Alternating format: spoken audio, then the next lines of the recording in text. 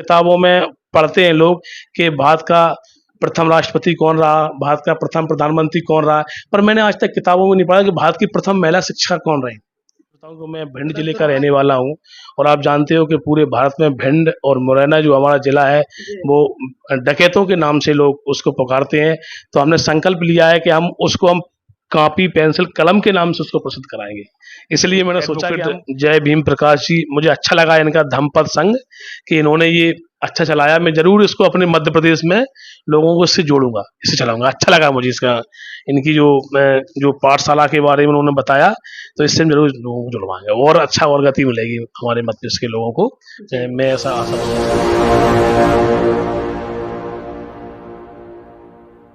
नमस्कार, आप देख रहे हैं एनबी न्यूज 24x7 नीलम बोध के साथ। साथियों, मेरे हाथ में एक पर्चा है जिस पे लिखा हुआ है जन संवाद कार्यक्रम, अपना दीपक स्वयं बनो।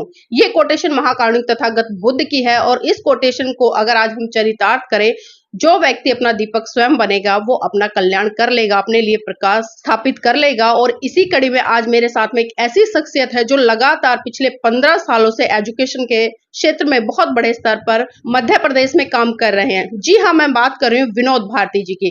विनोद भारती जी किसी परिचय के मोहताज नहीं है। अगर हम भारत देश के किसी भी कोने में चर्चा करें तो एक जानी मानी हस्ती है। और आज एक महत्वपूर्ण मुलाकात और एक महत्वपूर्ण चर्चा आज मैं विनोद भारती जी के साथ में करूंगी कि आखिर ये मोटिवेशन उन्हें कहां से आया कि जिस तरह से वो महान पुरुषों की विचारधारा को फैलाने के लिए और जिस तरह से तमाम बहुजन नायक नायिकाओं ने शिक्षा के क्षेत्र में काम किया, आज उसी दिशा में वो आगे बढ़ रहे हैं। महान पुरुषों की विचारधारा को आगे बढ़ाते हुए जन जन तक उसका प्रचार व प्रसार कर रहे हैं। सर, आपका स्वागत है एनबी न्यूज में। धन्यवाद मैम, आपका भी एनबी न्यूज को मैं और जितने भी दर्शक हैं उन सबको मैं अपनी टीम की तरफ से और अपनी ओर से बहुत बहुत धन्यवाद देता हूं कि आपने ये पहली बार मेरा आपके इस चैनल पे इंटरव्यू हो रहा है। और बहुत सारे पत्रकार हैं, बहुत सारे न्यूज़ चैनल हैं, पर आपका न्यूज़ चैनल मुझे अलग लगा जो आपने मुझे बुलाया यहाँ दिल्ली में और अपने ऑफिस में ये इंटरव्यू के लिए। और ये गरीब बच्चों के लिए हम लोग जो काम करते हैं, गांव गरीब किसान मजदूर के बच्चों के लिए मध्य प्रदेश में लगातार विगत 15 वर्षों से हम लोग 2 लाख से भी ज़्यादा बच्चों को निःशुल्क कॉपी पेंसिल बांटकर हम लोग और 10,000 से भी ज़्यादा लड़कियों की शादियों में राष्ट्रपिता ज्योतिबा फुले जी और सावित्रीबाई फुले, डॉक्टर भीमराव अंबेडकर जी, बुद्ध, इन सब लोगों की हम फोटोओं और साथ में साड़ी भी देते हैं। और जो बच्चे प्रतिवर्ष बोर्ड परीक्षा में उत्कृष्ट आते हैं उन बच्चों को भी हम सम्मानित करते हैं। लगभग 5,000 बच्चों को हम सम्मानित कर चुके हैं। पर आपने हमें यहाँ बुलाकर मेरे जीवन का एक जो हमारा ज्ञान प्रचार है, हमारे महापुरुषों की विचारधारा को आपने यहाँ बुलाया। और आपने कुछ डोनेशन के लिए नहीं बुलाया मुझे कि आप हमें डोनेशन दीजिए जिससे हमारे चैनल में, जी हमें सबसे अच्छा लगा, इसलिए मैं आपके यहाँ आया। नहीं तो बहुत लोग पैसे मांगते हैं कि इंटरव्यू देने के लिए, ये वो तमाम चीज़ें, पर आप एक सच्ची मीडिया जो है हमारे देश की मूल्यवासी की, उसके लिए आप काम कर रहे हैं। मैं आपको बहुत बहुत धन्यवाद देता हूँ। विनोद भारती जी, थोड़ा आपके जीवन परिचय के बारे में जानना चाहेंगे। मेरा जीवन मैडम बिल्कुल गरीबी में गुजरा है। मुझे ध्यान है कि जब मेरी माँ को खाना नहीं मिलता था, मुझे वो बात याद है। तो जब कोई बच्चे का जन्म होता है तो उसको सबसे पहले वो अपनी माँ की दूध पीता है। तो मेरी माँ कहती थी कि मुझे खाना नहीं मिल रहा है तो आपको दूध कैसे पिलाऊं, ये मेरी माँ ने बताया मुझे। तो उस समय वो चावल घोल के मुझे पिलाया करते थे। इसलिए मैं गरीब बच्चों के लिए काम करता हूँ। और मेरे माँ बाप भी आज भी गरीब हैं और झोपड़ी में रहते हैं और धंधा करते हैं छोटा मोटा। और हम भी दूसरे अपने नाना और ननिहाल में हम पढ़े हैं, नाना जी के हैं जो स्वतंत्रता सेनानी भी रहे हैं, उनके साथ में हम पढ़ा हूँ। और गरीब बच्चों के लिए उनके लिए मैं जब मैं पढ़ता था तो कॉपी पेंसिल किताबें बैग भी ड्रेस भी मेरे लिए, मैं सरकारी स्कूल में पढ़ा हूँ मैडम। इसलिए मुझे अब मेरे जीवन परिवार में कौन कौन है? और परिवार में हमारी माताजी हैं, पिताजी हैं और मैं 7 भाई हूँ, 2 बहन हैं और भी हमारा परिवार है। सब लोग तो जो आपके बाकी भाई हैं उनमें भी इसी तरह की भावनाएं मिशन मूवमेंट की? हाँ, वो भी लोग लगे हुए, ऐसा नहीं है, मतलब गरीबों के प्रति तो है संवेदनाएं, वो महापुरुषों के प्रति काम करते हैं। ऐसा नहीं है जब भी हमारे ऐसे हम लोग कोई मृत्यु भोज वगैरह भी नहीं करते तो वो उसमें साथ देते सारे लोग, ऐसा नहीं है। शिक्षा के लिए हम लोग निकल रहे हैं। तो ये हम चाहते हैं कि जब गरीब व्यक्ति, बाबा साहब अपने कितने गरीब थे, उन्होंने इतना बड़ा काम किया। तो इस उसी प्रकार से हम लोग काम करना चाहते हैं। जी, बहुत बहुत साधुवाद विनोद जी। विनोद जी, जानना चाहूंगी जिस तरह से भी आपने बताया कि पिछले 15 सालों से लगातार आप काम कर रहे हो, 2 लाख बच्चों को निःशुल्क शिक्षा सामग्री बांट चुके हैं और उसी के साथ साथ में जो विवाह होते हैं खासकर बहुजन समाज की बहन बेटी हाँ, के, उसमें आप महान पुरुषों की तस्वीरें देने का काम करते हैं। तो जानना चाहूंगी ये महान पुरुषों की तस्वीर आप क्यों देते हैं? हाँ, बहुत अच्छा आपने प्रश्न किया मैम। मैं इसलिए देता हूँ कि हमारे समाज में हमारे महापुरुषों का प्रचार प्रसार नहीं है। लोग जानते नहीं कौन अम्बेडकर हैं, कौन महात्मा फुले हैं, कौन बुद्ध जी हैं, कौन सावित्रीबाई फुले हैं। उनके बारे में हम बताना चाहते हैं कि आपको इस तरीके से चलना है। हमारा देश कैसे प्रबुद्ध बने, कैसे समृद्ध बने, कैसे समतामूलक समाज की स्थापना हो, कैसे हम शिक्षित बने, कैसे हमारे अधिकार मिले, उस दिशा में हम ये काम करते हैं मैम। तो सर खाली तस्वीरें देते हैं या लोगों को जो जिन महान पुरुषों की आप तस्वीरें दे रहे हैं, चाहे उसमें हाँ, महाकारुणिक तथागत बुद्ध हो या बाबा साहब हो या सावित्रीबाई फुले हो, राष्ट्रपिता ज्योतिबा फुले, इनके बारे में बताते भी हैं हाँ, इनके सिर्फ बारे में हम खाली? लोग कार्यक्रम करते हैं जब भी हम गाँव-गाँव जाते हैं, जहाँ हमें लगता है कि यहाँ शिक्षा का कम प्रसार है। और मैं आपको विशेष बताऊँ कि मैं भिंड जिले का रहने वाला हूँ और आप जानते हो कि पूरे भारत में भिंड और मुरैना जो हमारा जिला है, वो डकैतों के नाम से लोग उसको पुकारते हैं। तो हमने संकल्प लिया है कि हम कॉपी, पेंसिल, कलम के नाम से उसको प्रसिद्ध कराएँगे। इसलिए मैंने सोचा कि हम कलम से समाज को बदलेंगे, हम बंदूक से नहीं बदलना चाहते। बिल्कुल, हथियारों से ज़्यादा ताकत कहीं न कहीं एक कलम में कलम में होती होती है, है और अम्बेडकर बाबा साहब साहब ने ने भी हाँ, साफ-साफ कहा है कि इसलिए शिक्षा शेरनी का वो दूध है हाँ, जिसे जो बस जितना पिएगा उतना दहाड़ेगा। ढालेगा। तो सर जानना चाहूँगी ये मोटिवेशन कहाँ से मिला और कैसे इसकी शुरुआत बहुत हुई? अच्छा था। ये मोटिवेशन मैडम मैं बहुत गरीब परिवार से हूँ, झोपड़ी में रहने वाला हूँ। मेरी माँ और मेरे भाई-बहन सारे लोग धंधा-पानी करते हैं, मेहनत मज़दूरी करते हैं और जितने भी लोग हमारे साथ में काम करते हैं, कोई किसान है, कोई शिक्षक है, कोई मज़दूर है, सारे लोग गरीब लोग हैं हम लोग। तो जब हम पढ़ते थे तो उस समय हमें कॉपी, पेंसिल पढ़ने के लिए व्यवस्था नहीं थी। मैंने अपने नानी जी के यहाँ पढ़ाई की है। तो उस समय मैंने संकल्प लिया था कि अगर मैं पढ़ लिख कर मैं कुछ बन जाऊँगा, तो ज़रूर अपने देश के वो गरीब बच्चे हैं, जिन तक शिक्षा नहीं पहुँच सकती, उनको मोटिवेशन करूँगा। और ज्योतिबा फुले ने जो काम किया है शिक्षा के लिए और सावित्रीबाई फुले ने जो काम किया है, जिससे बाबा साहब अम्बेडकर ने संविधान बनाया पढ़ लिख कर, इस प्रकार से हम लोगों को जगाकर वही काम हम करना चाहते हैं मैडम। सर आप शिक्षा की बात कर रहे हैं और बार-बार कह रहे हैं कि ज्योतिबा फुले और माता सावित्रीबाई फुले ने शिक्षा के क्षेत्र में काम किया। लेकिन आज कहीं न कहीं अगर वर्तमान समय में हम देखें तो वर्तमान समय में लोग शिक्षा की देवी सरस्वती को बताते नज़र आते हैं। तो किस तरह से देखते हैं इन चीज़ों अब वो को? उनकी सोच है। मेरे लिए तो हमारे लिए जिसने काम किया है, जिसने अपना पूरा जीवन लगाया है, वो ही हमारे लिए शिक्षा के जनक हैं। हम उनको ही सम्मान देते हैं, वो हमारे लिए हैं। इसलिए तो हम सर उससे जी, जी। हाँ, उन सवालों पर मैं नहीं जाता, मैं तो अपना काम करता हूँ जी, मैम। बिल्कुल, बिल्कुल। हाँ, जो जिसको जब लोग जान जाएँगे तो ज़रूर उनको मानेंगे। हमारे देश में आज भी मैं देखता हूँ किताबों में पढ़ते हैं लोग कि भारत का प्रथम राष्ट्रपति कौन रहा, भारत का प्रथम प्रधानमंत्री कौन रहा, पर मैंने आज तक किताबों में नहीं पढ़ा कि भारत की प्रथम महिला शिक्षक कौन रही। मतलब दुर्भाग्य एक तरह हाँ, से। आने वाले समय में मैं चाहता हूँ कि जब मैं इसका प्रचार प्रसार कर दूंगा, लोगों को बताऊंगा, तो निश्चित रूप से ये बात सिद्ध हो जाएगी कि प्रथम महिला शिक्षिका माता सावित्रीबाई फुले थी भारत की। जी, सर हम ये भी जानना चाहेंगे और हमारे दर्शकों की भी इच्छा जी, रहेगी जी, जब जी। हम आपका एक साक्षात कर रहे हैं, हाँ, तो आप खाली अकेले काम कर रहे हैं, आपकी टीम में और भी लोग हमारे हैं? साथ में वो लोग हैं जिनका मैं एहसान मुझे लगता है कि समाज और मैं जिंदगी में नहीं बता पाऊंगा। जैसे प्रमोद कुमार कुशवाहा जी जो भिंड से हैं, शिक्षक हैं, राजकुमार कुशवाहा जी हैं, राजेश कुशवाहा जी जो हमारा जो हॉस्टल बनना उसमें भी हैं, सुभाष कुशवाहा जी हैं, विष्णु कुशवाहा जी हैं, और भी हरिराम नेताजी जो गायक हैं, वैद्य हैं, रामकृष्ण हलवाई जो हलवाई का भी काम करते हैं और साथ में काम करते हैं, जहाँ भी कार्यक्रम होते हैं जी। वहाँ फ्री भोजन बनाते हैं। और परशुराम महाराज जी हैं, हरि सिंह कुशवाहा जी एक शिक्षक विकलांग हैं, वो भी हमारे साथ में हैं, संजीव कुशवाहा जी हैं जो एक डॉक्टर हैं, कोमल कुशवाहा जी हैं। ऐसी एक लंबी टीम है हमारी मध्य प्रदेश में और हम लोग समाज सेवा के नाम से काम करते हैं। कोई एनजीओ नहीं है।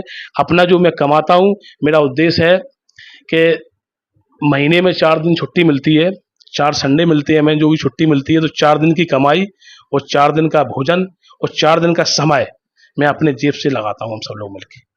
और लेने के लिए मैं कुछ नहीं किया, देने के लिए हम लोग निकले हैं। जी, बहुत-बहुत साधुवाद है सर आप इस महान काम को कर रहे हैं। तो साथ-साथ में हम ये भी जानना चाहेंगे हाँ जी, सर मैडम। जो आपकी पूरी टीम है, हाँ जी, जी। किस आइडियोलॉजी को फॉलो करती है? क्योंकि हाँ। आज हम देख रहे हैं 2 संस्कृतियों का युद्ध छिड़ा हुआ है भारत बहुत देश बढ़िया, में। बहुत बढ़िया। हमारी पूरी टीम जो हमारे तथागत बुद्ध से लेके राष्ट्रपिता ज्योतिबा फुले, सावित्रीबाई फुले, डॉक्टर भीमराव अंबेडकर, पेरिया रामास्वामी नायकर जी, हमारे मत्स्येंद्र सुखलाल जी और हमारे बाबू जगदेव प्रसाद जी और हमारे जो शहीद आजम भगत सिंह जी और हमारे जो महापुरुष हुए कांसीराम साहब, जितने भी लोगों ने जो काम किया है भारत के गरीबों के लिए, उस आइडियोलॉजी को हम लोग मानते हैं, उस विचारधारा पे हम काम करते हैं। तो सर अभी जिस तरह से मैं आपका पंपलेट पढ़ रही थी, इसमें एक भावी योजना भी है जो कि बहुत महत्वपूर्ण है। हाँ। तो उस पर थोड़ा प्रकाश डाल दीजिए। हाँ, ये हमारा जो 2025 में हम लोग एक 13 अप्रैल 2025 को एक भारत की प्रथम महिला शिक्षिका सावित्रीबाई फुले गरीब आवास शिक्षा केंद्र में बनाने जा रहा हूँ, जो हमारा ग्वालियर चंबल संभाग में 8 जिला लगते हैं। ग्वालियर चंबल संभाग, एक चंबल संभाग और ग्वालियर मिलके जिसमें। तो मैं जब गांव-गांव में गया 2008 से हम लोग काम कर रहे हैं, तो मैं देखा कुछ ऐसे बच्चे हैं मैडम कि जिनको शहरों में पढ़ना है और उनके पास रहने के लिए जगह नहीं है। क्योंकि मैं भी जब पढ़ने आया तो मुझे भी किसी व्यक्ति ने, ग्वालियर में जब पढ़ने आया तो एक सतना के रहने वाले ज्ञानी कोल साहब हैं जो रजिस्ट्रार ऑफिस में काम करते थे, उनके यहाँ मैं पढ़ा हूँ। तो मुझे उन्होंने जगह दी और तो इसीलिए मुझे प्रेरणा मिली कि आने वाले समय में मैं एक ऐसा छात्रावास बना रहे हैं सावित्रीबाई फुले के नाम से। उसका उद्घाटन हम लोग 2025 13 अप्रैल को करने जा रहे हैं, कि जिसमें कोई बच्चा अगर चाहे, उसकी इच्छा है कि उसको माली बनना है, सावित्रीबाई फुले की तरह काम करना है, अम्बेडकर की तरह काम करना है, तो वो वहाँ पढ़ सकता है।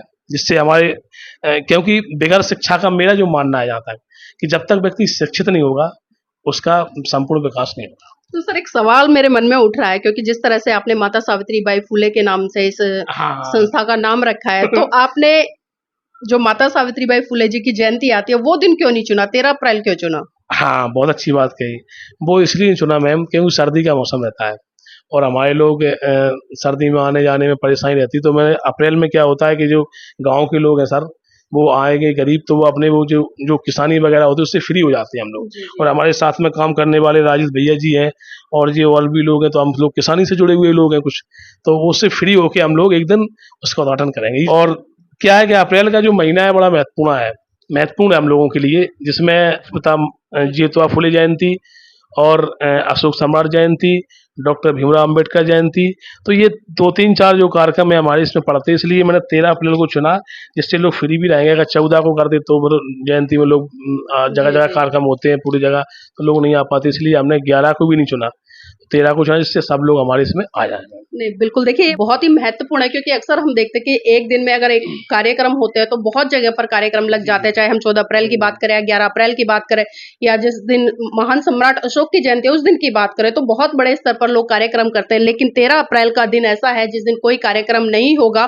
तो तमाम क्षेत्र के लोग वहां पर एकत्रित होंगे। तो ये बहुत अच्छी सोच है, क्योंकि और इसका प्रचार प्रसार मैं कर रहा हूँ अभी 2 साल से। हम लोगों ने 2022 सितंबर महीने में जमीन ली थी इसके लिए, और मैं धन्यवाद देता हूं हमारे साथ में सुभाष कुशवाहा जी, जो बहुत अच्छे नेक इंसान हैं, जिन्होंने हम लोगों को जमीन दिलाई। और हम इन्वेस्ट इसमें कोई किसी से डोनेशन नहीं ले रहा हूँ, एक ये मैं आप महत्वपूर्ण बताऊं, अपनी खुद की कमाई में मैं उस पैसे को बचा के तमाम जो पूंजीवादी आडंबर हैं या सामंतवादी जो आडंबर हैं उसमें हम खर्च ना करके मैं अपना पैसा बचा के पूरा इसमें लगा रहा हूँ। सर एक सवाल और जानना चाहूंगी, धम के क्षेत्र में कुछ काम कर रहे हैं आप लोग? हमारा जो जीवन है पूरा प्राकृतिक जीवन है, और बुद्ध का भी जो प्रकृति से ही जुड़ा पूरा सब मामला था, तो हम प्रकृतिवादी लोग हैं, तो निश्चित रूप से हम धम पे तो काम कर ही रहे हैं। जो प्रकृति कहती है, सूर्य कहता है हवा रोशनी दो, हवा कहती है सबको हवा दो, पेड़ वृक्ष सब पृथ्वी सबको अन्न देती है, तो उसी पर हम लोग काम कर रहे हैं। और अभी हम यहाँ आए तो एक ये हमारे एडवोकेट जय भीम प्रकाश जी, मुझे अच्छा लगा इनका धम्मपद संघ कि इन्होंने ये अच्छा चलाया। मैं जरूर इसको अपने मध्य प्रदेश में लोगों को इससे जोड़ूंगा, इससे चलाऊंगा। अच्छा लगा मुझे इसका, इनकी जो पाठशाला के बारे में उन्होंने बताया, तो इससे जरूर लोगों को जुड़वाएंगे और अच्छा और गति मिलेगी हमारे मध्य प्रदेश के लोगों को, मैं ऐसा आशा विश्वास करता हूँ। तो देखिए ये बहुत अच्छी पहल है और बहुत अच्छी नेक नीति के साथ में काम हो रहा है, क्योंकि अक्सर हम देखते हैं लोग कहीं ना कहीं जब कार्यक्रम करते हैं तो लोगों से डोनेशन लेते हैं। वो जरूरत हो सकती है और दान लेने में कोई बुराई नहीं है, लेकिन सर ने जिस तरह से कहा कि भाई जब हम काम कर रहे हैं तो जब हम कमाते हैं तो ये नैतिक ड्यूटी बन जाती है कि हम अपना उसमें कुछ % लगाएं और आने वाली पीढ़ियों को एक अच्छी दिशा और दशा दे सके। तो सर हमारे दर्शकों के लिए खासकर क्या मैसेज देना चाहेंगे, क्योंकि आने वाले 2025 में 13 अप्रैल को आपका ये कार्यक्रम भी है, और जिस तरह से 15 साल से लगातार आप एजुकेशन के क्षेत्र में काम कर रहे हैं, गरीब महिलाओं को, जो बेटियां हैं उनके शादी विवाह होते हैं तो उसमें भी काम कर रहे हैं, तो आप जैसे जो युवा हैं वो किस तरफ बढ़े? हम तो उनसे ये कहेंगे और सबसे कहते हैं, और मेरा एक तो बुद्धि की तरह खुला अपना वो है विचार जी कि अपना दीपक स्वयं बनो, कि आप किसी भी से पूंजीवादी या सामंतवादी लोगों से अगर लेकर कोई काम करोगे तो वो आपसे अपेक्षा रखेंगे, आप उनके लिए काम कर रहे हो। हम तो कहते हैं अपनी खुद की मेहनत से काम करो, जिससे हमारा परिवर्तन होगा समाज के अंदर। इसलिए मैंने 4 दिन का भोजन, 4 दिन का समय और 4 दिन की रोटी समाज के बीच लगाते हैं, और हम किसी से कभी भी पूरे मध्य में किसी से 1 रुपया भी हमने कभी भी डोनेशन नहीं मांगा। तो सर बहुत बहुत साधुवाद आज हमारे साथ जुड़ने के लिए, और इस महत्वपूर्ण चर्चा में जो भी आप काम कर रहे हैं वो हमारे दर्शकों को बताने के लिए, और हम आपके लिए मंगल कामना करते हैं, आपकी टीम के लिए मंगल कामना करते हैं कि इस तरह के नेक कार्यक्रम आप लगातार करते रहें। और कोई जी जी पहली बात तो मैं आपको धन्यवाद देता हूँ कि आपने इस दिल्ली में हमें, जो भारत की राजधानी है, यहाँ बुलाकर इतना बड़ा मुझे, और एक पैसे भी आपने जिस प्रकार से हम काम कर रहे हैं उससे ज्यादा तो आप काम कर रहे हैं, आपका चैनल काम कर रहा है एनबी न्यूज, कि ये इतना आपने जो एनबी न्यूज कि आपने एक पैसा भी नहीं मांगा, इसलिए तो मैं आया यहाँ। नहीं वैसे तो बहुत सारे लोग मुझे बुलाते चैनल वाले, मैं कभी नहीं गया, पर मुझे आपकी ये बात लगी इसलिए आपने बुलाया, मैं आया।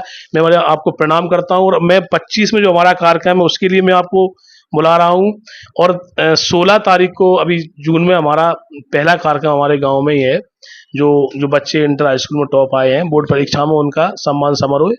तो पहला तो आप अगर समय मिले तो आप जरूर आइएगा, जिससे हम अपनी टीम से मिलाएंगे, सारे लोगों से मिलाऊंगा। बहुत बहुत धन्यवाद आपके दर्शकों को, न्यूज को, और पूरा आपका जब भी बहुत बहुत धन्यवाद सर हमें एडवांस में इनविटेशन देने के लिए। और मैं वास्तव में बिल्कुल खुशी होती है इस तरह की, क्योंकि विचारधारा को लेकर आगे बढ़ रहे हैं और उस पर काम कर रहे हैं। क्योंकि शिक्षा के क्षेत्र में चाहे मैं राष्ट्रपिता ज्योतिबा फूले की बात करूं, माता सावित्रीबाई फूले की बात करूं, या मैं संत गाडगे जी की बात करूं, अगर मैं बाबा साहब की बात करूं, तो आप सभी जानते हैं कि उन्होंने जिस तरह से शिक्षा को शेरनी का दूध कहा और संविधान के माध्यम से जो पहला अधिकार दिया समानता का, शिक्षा का, तो आज कहीं ना कहीं आज हम देख रहे हैं कि विनोद भारती जी और उनकी पूरी टीम है वो इसी दिशा में आगे बढ़ रहे हैं। तो सर हम मंगल कामनाएं करते हैं, आप भविष्य में इसी तरह से लगातार काम करते रहें। आपके चैनल को और आपको, एनबी न्यूज चैनल को, हम अपनी तरफ से, और आप पूरा आपका सहयोग है, जब भी आपकी आवश्यकता पड़ेगी तन मन धन से आपके लिए समर्पित है हम लोग। बहुत बहुत धन्यवाद। Thank you sir.